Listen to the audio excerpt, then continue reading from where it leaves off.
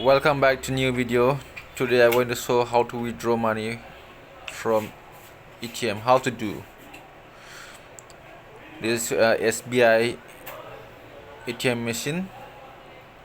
Just insert the card and just wait. Here this return, your transaction is getting processed. You not remove your card until prompted. Just keep wait. Now here, please enter your PIN and press. Go to cash withdraw, saving, and enter the amount. Yes, just it's simple. Please wait while the transaction is Just wait it. Yes, before letting out your cash, from remove your card, then cash will be dispersed for you. Yes. Awesome. Wow. Please guys do like my video, share, subscribe my channel. Thank you.